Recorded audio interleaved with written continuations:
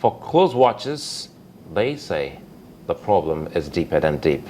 We're not being joined by Bode Sowunmi. He's an energy analyst looking at this particular matter. Good morning and thanks for joining us.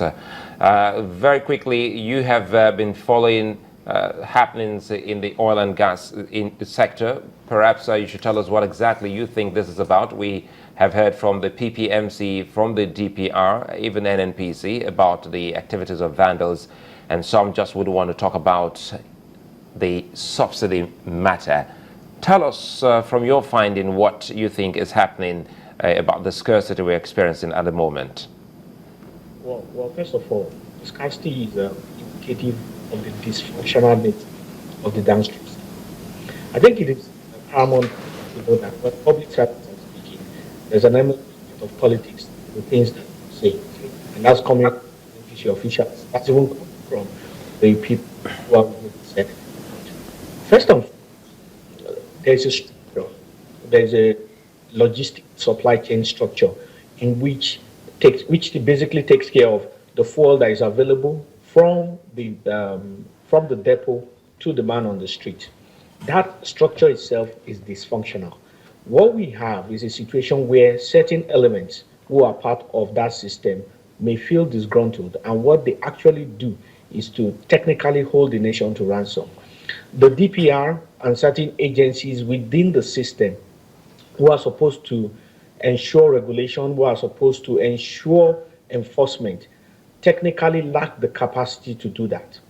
In lacking the capacity to do that, what we will find out is that they tend to do certain activities that make for heroism. It's like a cowboy attitude. So they go to some places, they dash out fuel, but that doesn't necessarily solve the problem because the problem is systemic. In my own opinion, the way to go about it will be three-phase. It will be there's a need for a short-term solution, which is basically to meet whatever needs that are there. There's also the need for government to be able to set up a structure that will enable them to be in control of the factors that are there, such that incidences of this nature will have to cease. We cannot continue to ascribe surface measures to these things, and in which case we will be looking at repeated occurrences and it will look like people are actually handicapped. We cannot be handicapped to a system. We cannot be handicapped to a few people who believe that their views must always be right.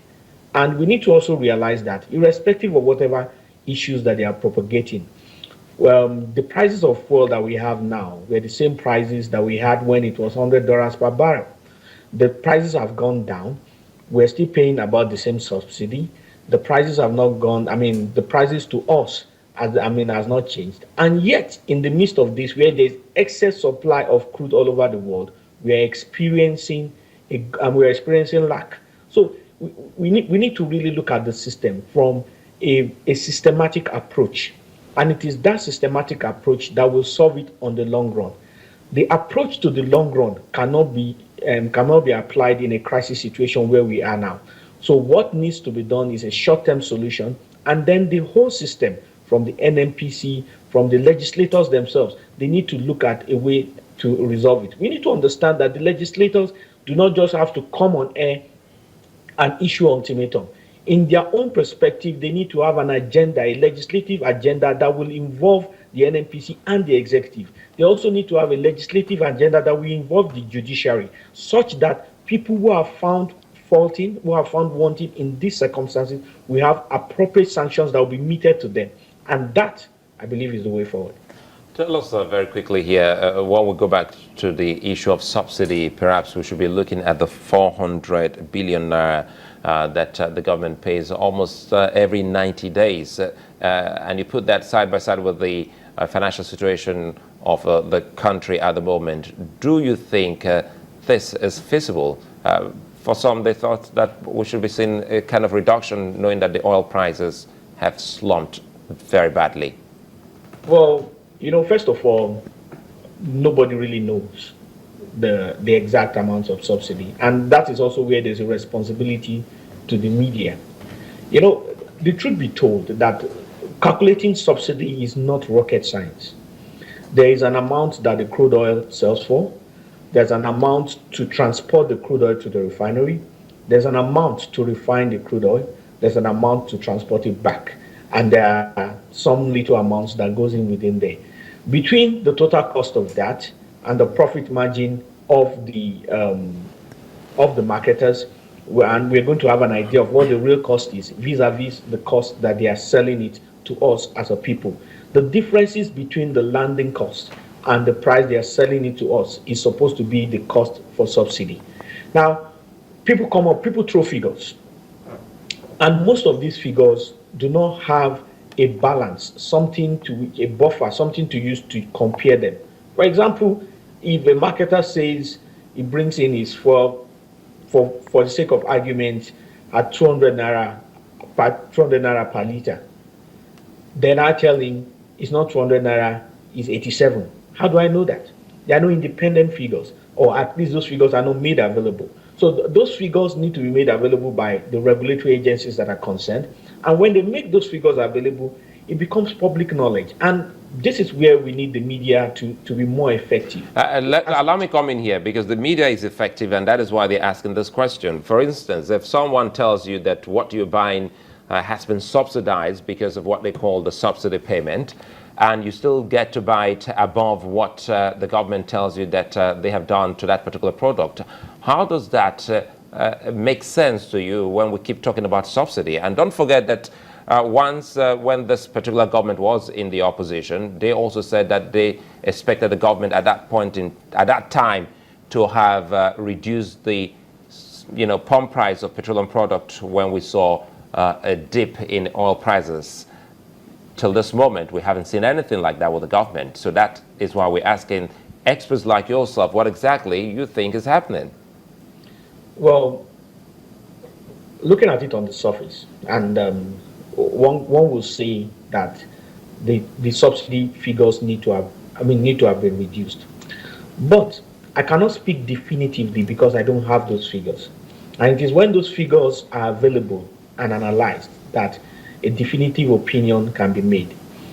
Having said that, on the surface, it's not rocket science to know that whatever figures we were paying when crude oil was selling at 105 and 120 cannot be the same when it is less than $50. It's just not possible.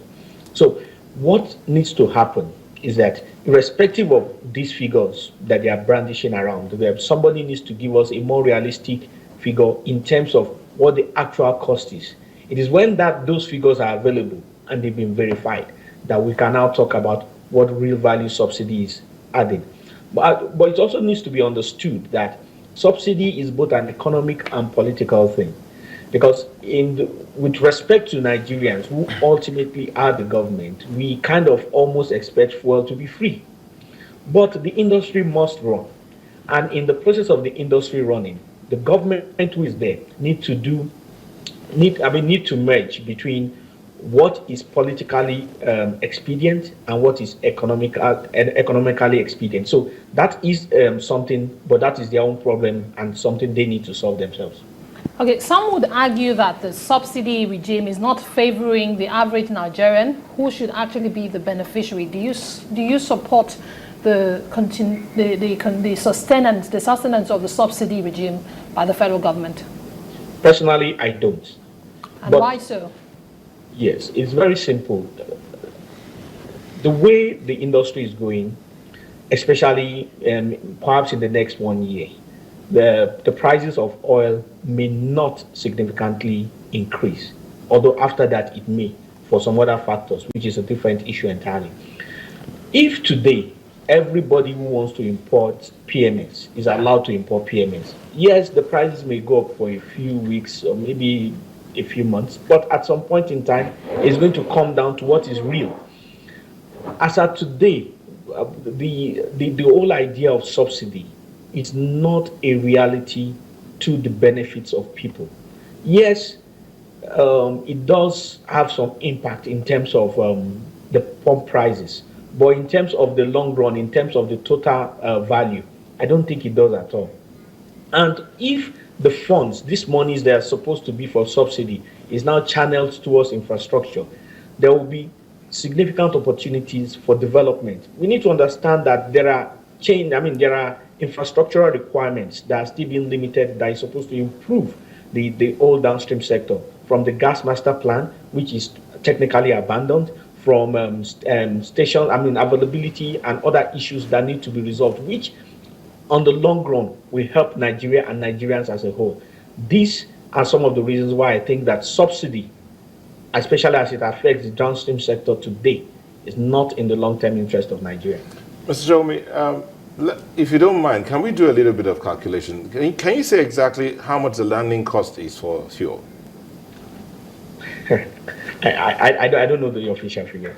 Okay, because that argument of, I know you said something about not being sure of what the subsidy percentage is, and yet you're saying that it has to go. But you remember that we had that protest in 2012 where, well, there were the protests across the country where everybody said the subsidy should not go. Maybe, don't you think that's what's delaying the government from letting it go because of the agitations? And the NLC has said subsidy should not be touched. Well, like I said, there's a political dimension to it. And politics is basically about influencing people, getting things to move in your direction. The truth be told is that there needs to be a robust engagement of society in terms of what the real issues are. Yes, it's a technical industry, but the issues are not technical.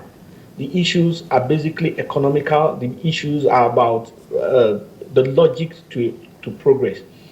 The stakeholders from NNPC and all that it is incumbent upon them to go on a robust regime of educating people of what the realities are.